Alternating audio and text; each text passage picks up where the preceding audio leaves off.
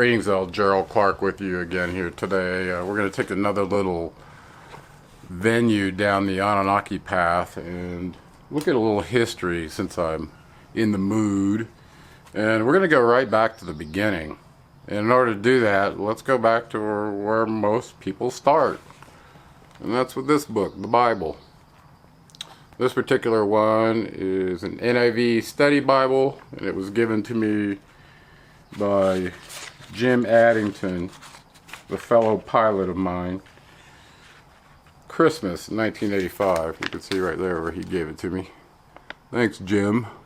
I read the whole damn thing multiple times. Anyway, what I wanted to do today was take you on a little tour of history that a lot of people never really seem to make the connection. I've done this many times, and I'm going to do it again for you today. But I want to start with Genesis 6 for you to kind of connect some history for you. Now, for most of you that know the Bible, Genesis 6 is the flood story. So let's do that, because the reality is I've watched science flounder around trying to pin down what Noah's flood date was and all this, and where it was, and the lack of detail in the Bible relative to the other accounts that we have. So let's kind of look at that again, just for fun. It's only about a page of reading. Then I'm going to transition to the computer and take you on a little more of a digital tour, okay? But let's start with this. So bear with me. I'm going to read you from the Bible. Wouldn't expect that from me, but I've actually read it many times, trust me. Okay. When man began to increase in number on the earth, and daughters were born to them, the sons of God saw that the daughters of men were beautiful, and they married any of them they chose. Wonder who those are, the sons of God. Then the Lord said, my spirit will not contend with man forever, for he is mortal. His days will be 120 years. Gee, where have we heard that before? Genetic clamp. The Nephilim were on the earth in those days, and so afterward, when the sons of God went to the daughters of men and had children by them, they were the heroes of old, men of renown. They mentioned an alien race. The Nephilim were on the earth in those days, meaning were they from someplace else? And they're having kids with humans. That should ring some alarm bells right away, right? The Lord saw how great man's wickedness on the earth had become, and that every indication of his thoughts of his heart was only evil all the time. Only evil all the time. That's all we ever think about. The Lord was grieved, and he made man on the earth. The Lord was grieved that he had made man on the earth, and his heart was filled with pain. So the Lord said, I will wipe mankind whom I have created from the face of the earth, men and animals and creatures that move along the ground, and birds of the air, for I am grieved I have made them.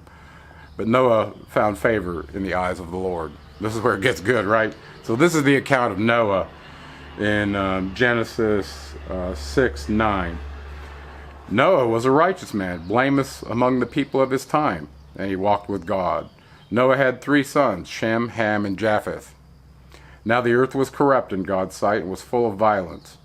God saw how corrupt the earth had become, for all the people on earth had corrupted their ways. So God said to Noah, I'm going to put an end to all the people, for the earth is filled with violence because of them. I am surely going to destroy both them and the earth.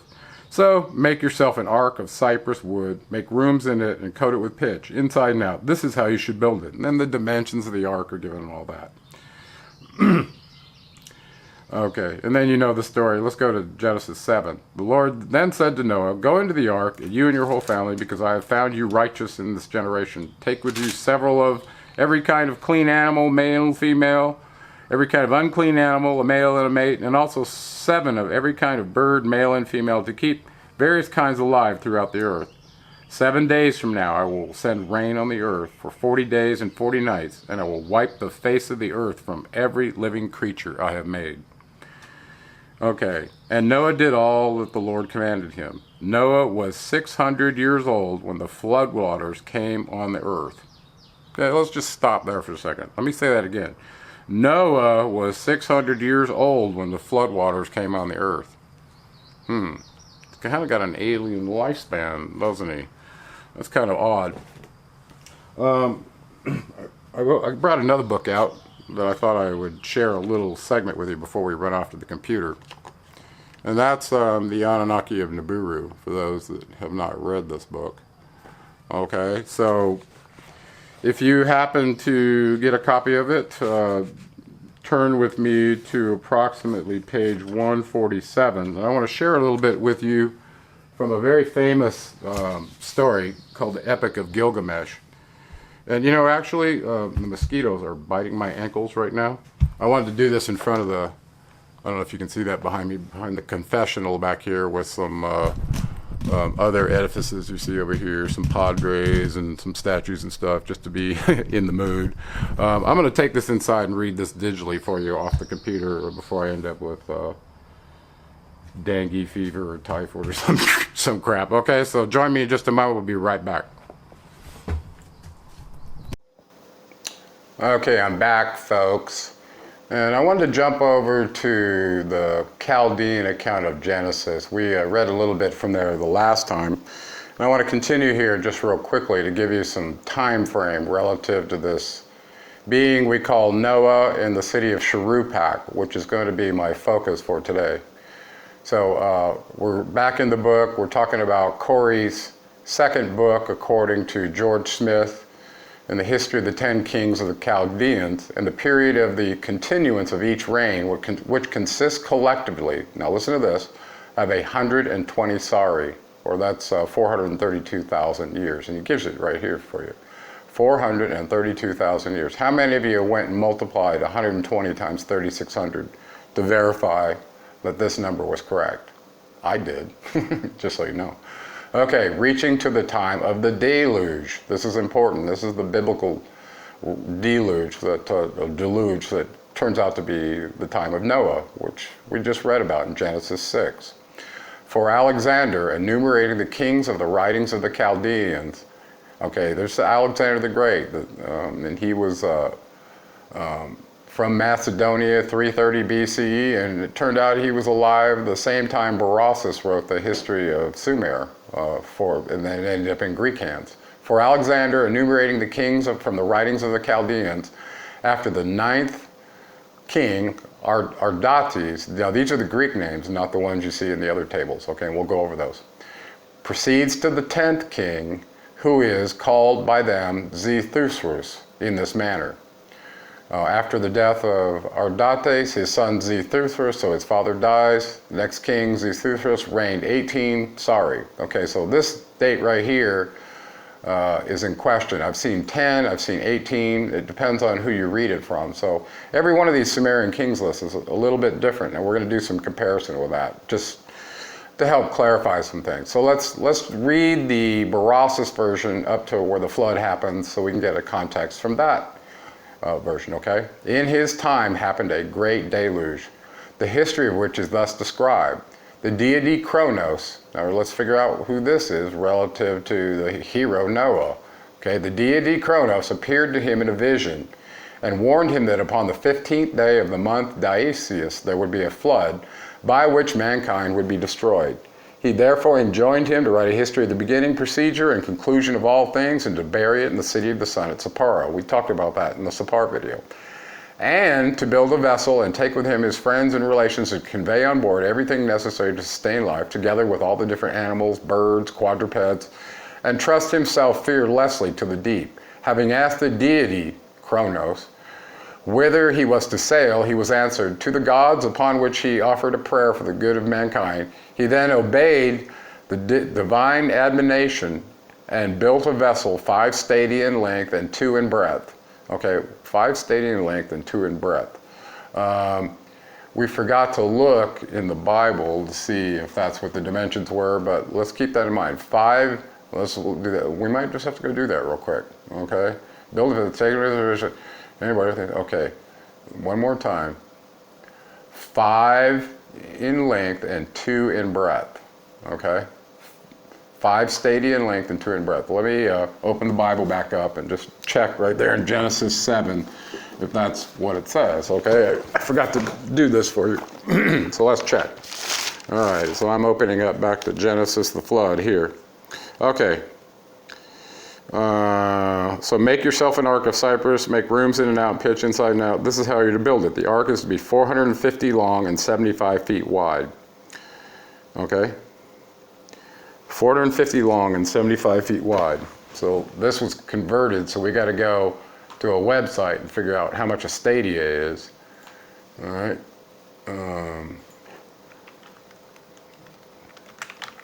PADI, stadia dimension.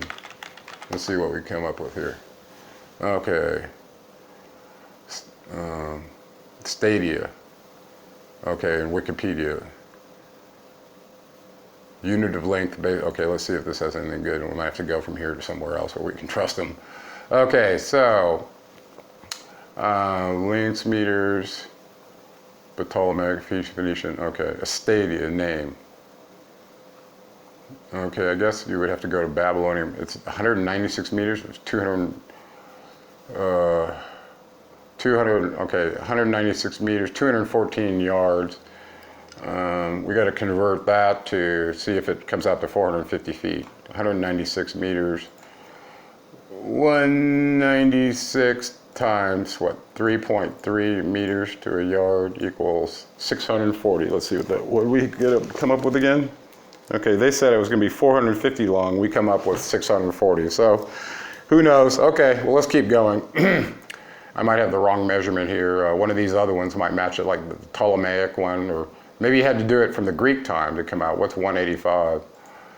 85 times 3.3 equals, no, it's still 600. We're looking for 450. So anyway, there was an idea. Let's go back to this text where I was here. 5 stadia length and 2 in breadth. Okay, into this he put everything which he had prepared, and last of all conveyed into his wife and his children and his friends.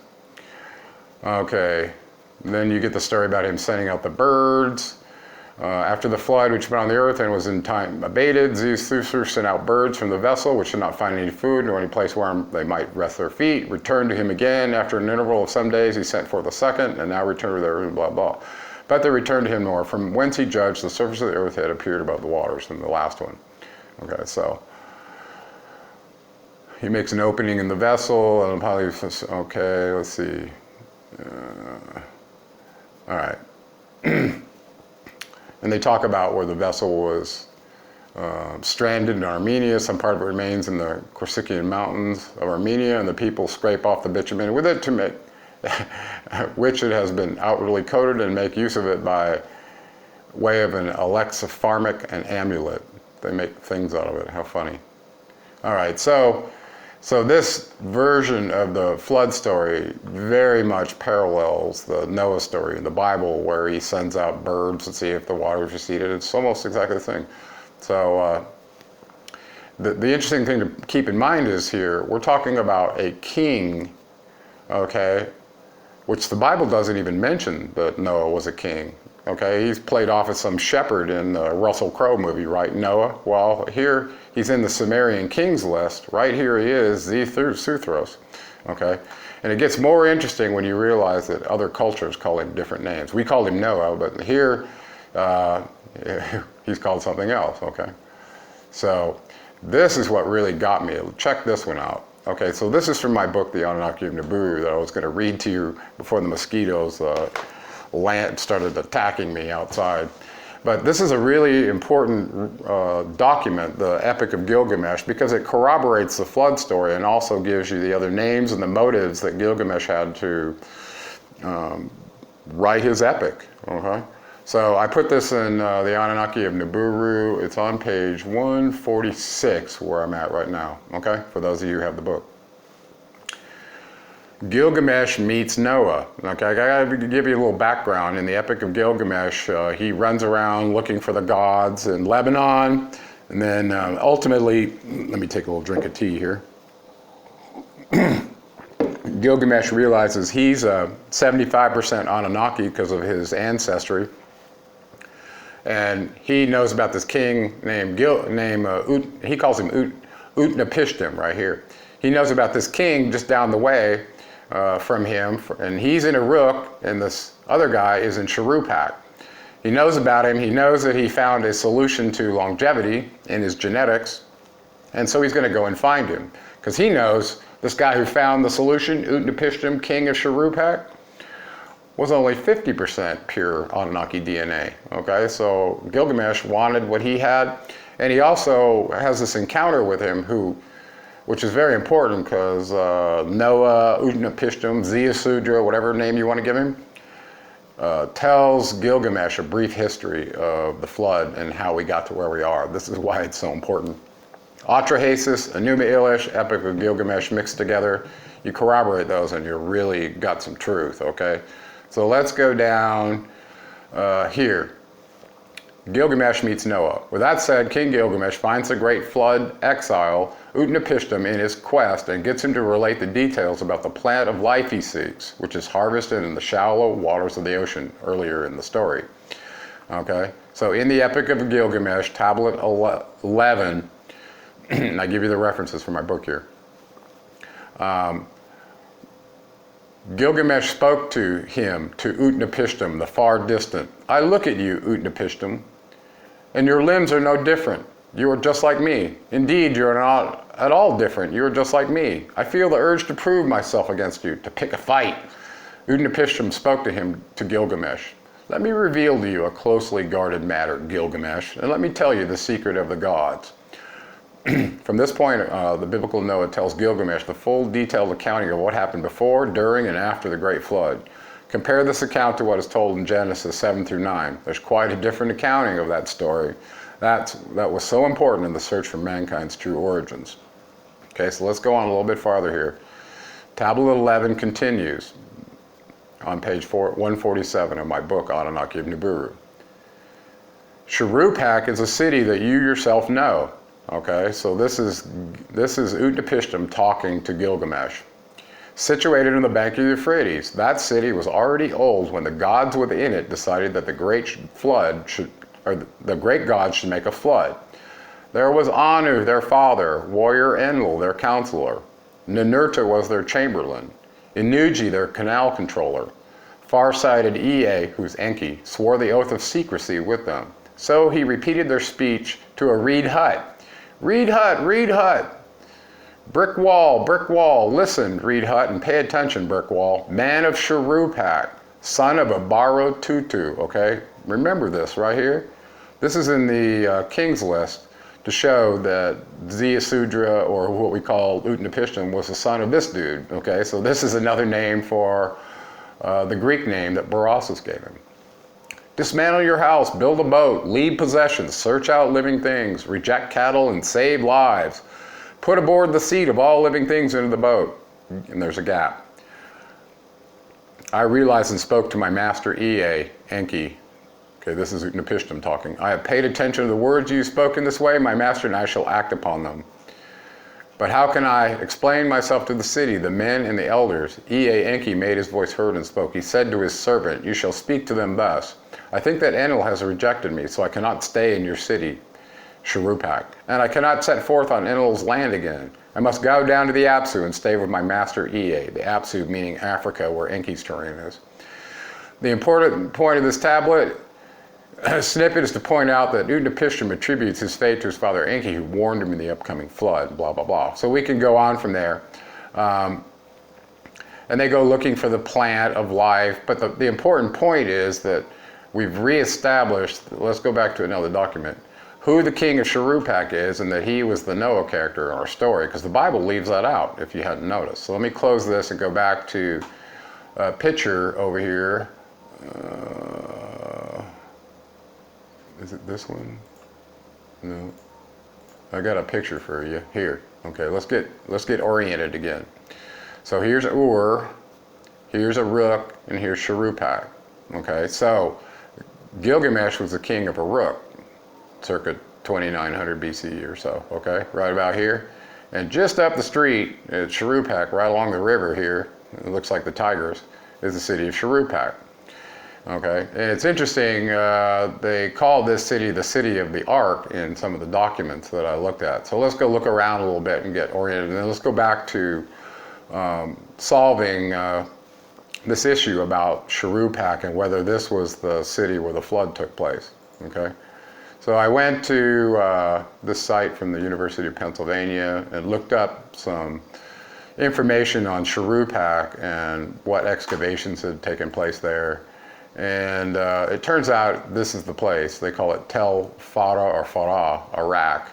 Okay, and you can see lots of pictures that they found there. Okay, and in 1930, a group of Egypt or archaeologists went to there and took a bunch of workers, and they excavated the city of Shuruppak. And there's a video of it that probably I don't have the rights for, but it is on the University of Pennsylvania, which you can access through Wikipedia and find it. I went to a map, looked up the coordinates for the place. This is all that's left of it. Okay, just kind of a dirt mound and not a lot of resolution of any buildings or anything left over. Okay, well, according to these accounts, this is a pre-diluvial city, meaning it went back before the flood. Okay, with that said, I got to go back and do something for you. It'll kind of rock your head a little bit. Let's go back to, where was that? Where we were just reading about Chaldean. Let's go back to Shuruppak. Let's go back here, or Sippar, and then they'll have it, okay. Okay. All right, so right here, I want to do some math for you. Let's trip on this. The Sumerian account says Noah was 600 years, or Utnapishtim was 600 years when the flood came, and so does the Berossus account. So check this out. Let's assume that this 432,000 year dating of the Sumerian Kings list is correct, just for a moment, okay? So let's go over here, and in this picture right here, I'm probably gonna have to blow it up for you. Let's blow it up. Okay. Now, there's 3 columns here. This is from some evidence, WB 144, this is WB 62, and this is from Berossus that we have directly in the Chaldean account of Genesis. And he does assign Ziusudra a length of 10 sari, so that's 36,000 years. So this one is correct even though it doesn't show here, okay? So there's the 432,000 years that Berossus came up with in his list, okay? Now, let's just play a game. I believe this one is correct. I'll have to go look at it again, but let's assume this one's correct and that Ziusudra was the king of Shuruppak, and in the first Sar, which is 3,600 years, 600 years into it, 1/6 of it, the flood came, okay? That's what it says. And it also includes it in the Sumerian Kings list. Let's see, where's that? There's another one here that we can look at. Let's look at this one. Yeah, no, not that one. Let's go up a little bit. Okay. So here's a Latitude. Remember that one in the Sumerian Kings list? Then the flood swept over. This is when Ziusudra was the king. Okay, and it happened in the first 600 years of his life. Okay, so here's what we want to do. We want to go back to the picture we were just on. Actually, I think it's available right here. Okay, this one's easier to see. Okay, so right here, let's use this number from Berossus since he was kind of trustworthy and everybody references him. Let's assume that this is correct, that 120 SARs began the experience of the Anunnaki on this earth, and that in the 10th SAR, okay, that's according, after the 120 started, in the 10th SAR is when Ziusudra was the king, okay? So let's do that. So this one accounts for that. There's your 36,000 years. So let's just kind of take 36,000 years off of this date right here, okay? Actually off of this, and then we'll do a little subtraction, okay? Because basically this is how much time had passed, okay? So let's take 36,000 off of this, subtract it from this, and we should have the date of the flood minus 600 years. You guys all still with me? So let's do that, okay? So let's take 36,000 off of 432. Let's clear this. All right, get that in the middle so we can see it. And, all right, 432,000 minus 36,000 equals. That's 428,400 years, okay? So let's subtract that from, oh, let's see. So let's subtract that from the original 432,000. Okay, let's see what we got here. Where am I going with this? Now we have to, I don't remember how I did this. Okay, minus, I'm going to pause this for a second until I figure this out. Okay, I was trying to do some quick math for you and I screwed it up before. Everybody wants to know when the flood occurred. And I'm going to work at this a little bit backwards. Sippar is the place, remember, where all the Anunnaki lined up and were wanting to take off and get away from the flood when it came. So Sippar had to already be in existence when that happened. So check this out. They said they were here initially 120 SARs to the point they counted in the Sumerian Kings list, which is 432,000 years. So counting down from 120, in the 81st Shar was the construction started of Sippar, and it was completed in the 82nd. It says somewhere right here, in the 82nd Shar, construction of Sippar was completed. So we have a timeline of the place that existed pre-diluvial when they built it relative to the Sumerian Kings list. So we can kind of look at that and then use that to help us figure out when the flood was. Because the reality is, if Utnapishtim or Noah or whatever, he served for a long period after the flood came. So he must have returned to his kingship somehow. He served 10 SARs, which is 36,000 years, but it was interrupted in the first year of his reign, in the 600th year, right?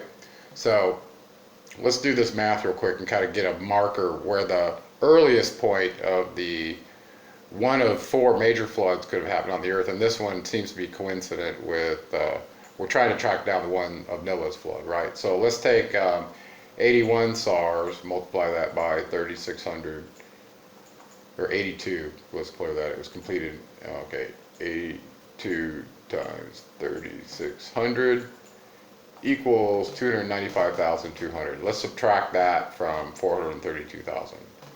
Minus 432, 1, 2, 3 equals, okay, so 136,000 years ago, it looks like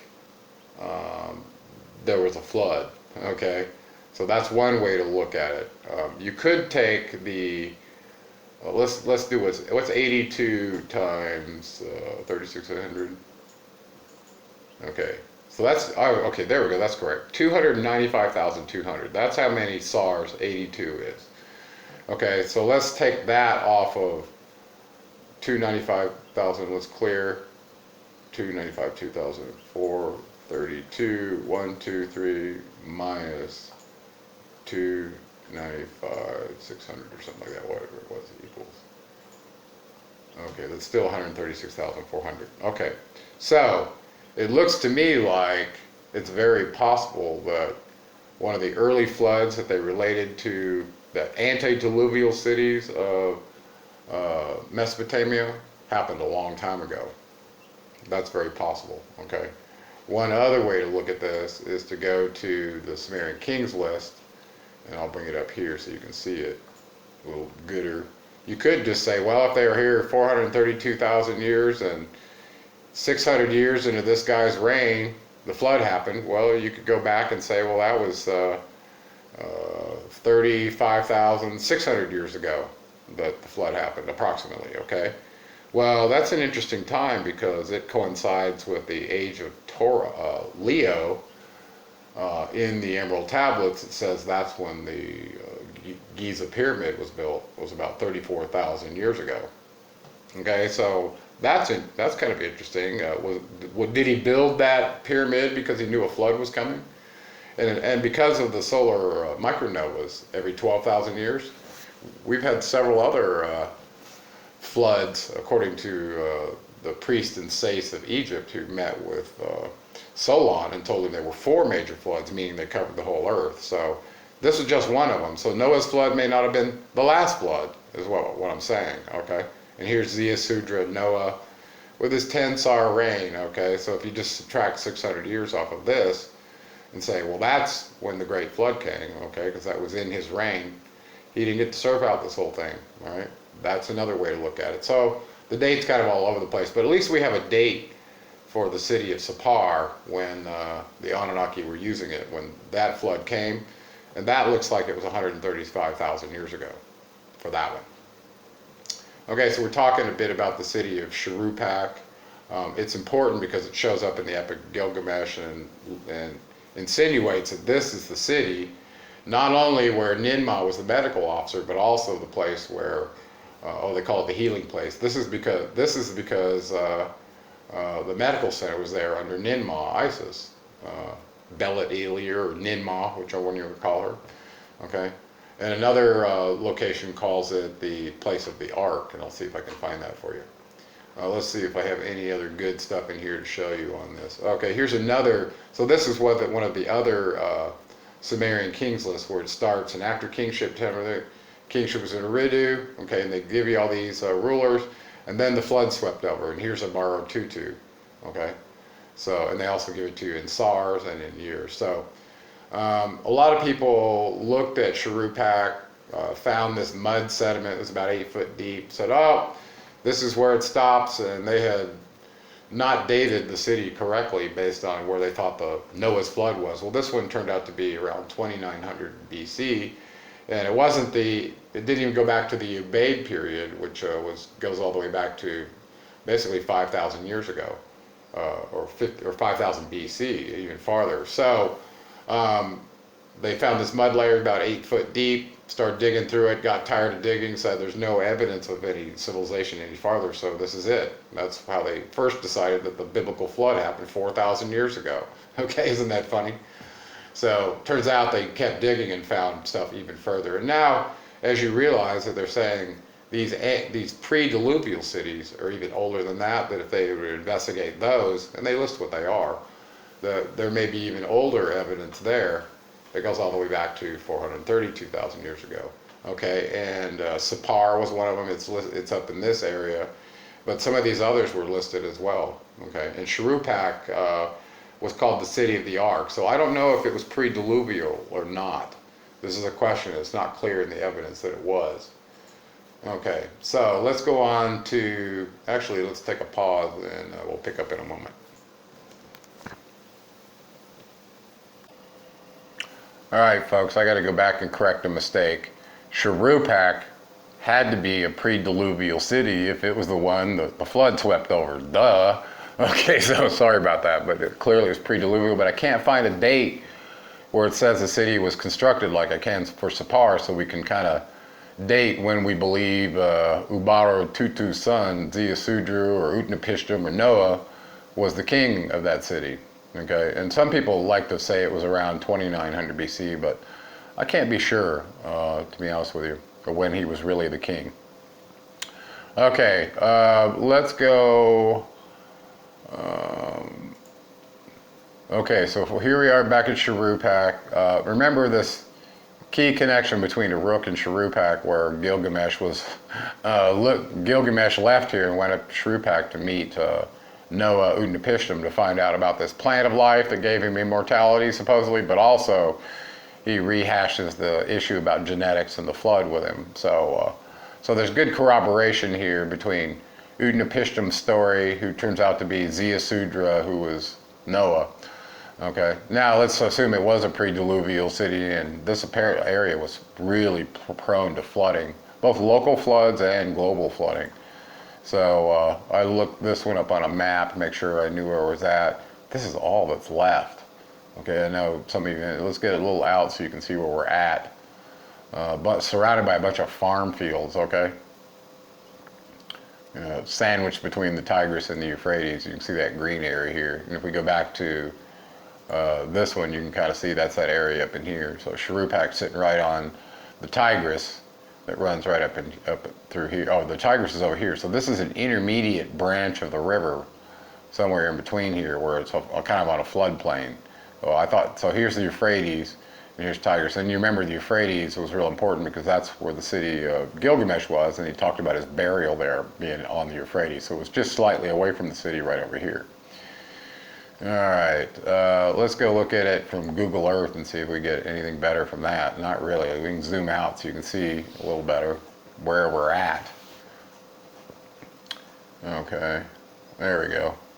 Okay, so you can see the Persian Gulf here, Euphrates running all the way up here into Syria, and then the Tigris running up in here, and there's Turkey up here where the Mount Ararat is. It's up near the Zagros Mountains. So apparently they were using Mount Ararat, wherever it is right up here, as an IP point for landing at Sippar. Okay, let's go back to where Sippar was, so you remember where that is.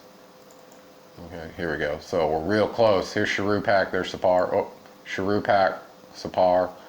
Okay, and Sippar is just as desolated a spot looking as Shuruppak was. Check this out. This is all that's left of this place. At least there's more evidence here.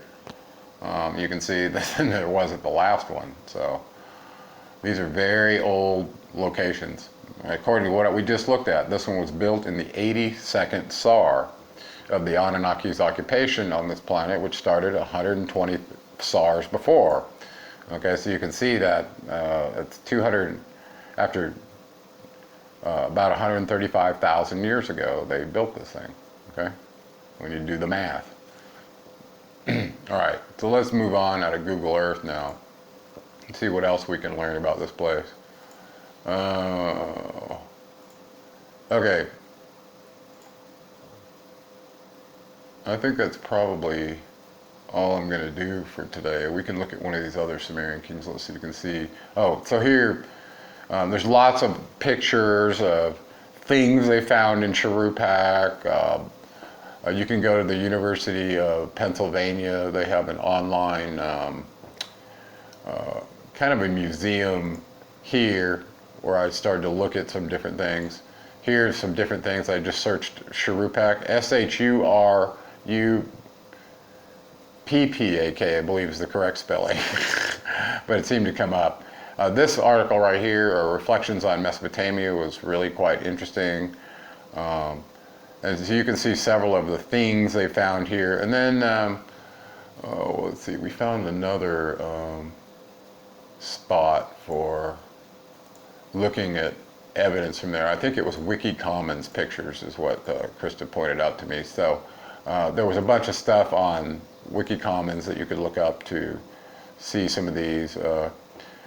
This particular one, I thought it was from Shuruppak, but it turned out it was from elsewhere. But there are several pieces of evidence you can go look at to make this story real for yourself. I just wanted to share it with you so that you can contrast the Berossus version, the Gilgamesh version, and the biblical version of the flood to see what you want, what you like better. What you didn't see was the Atrahasis version of that same story that's in my book, The Anunnaki of Nippur, which I really spent a lot of time taking it apart, the important parts of it for you. So that's a very important read to wrap your head around the truth of our history. This has been Gerald Clark with 7 Planet Broadcasting, and I'm going to stop there and let you guys go for now.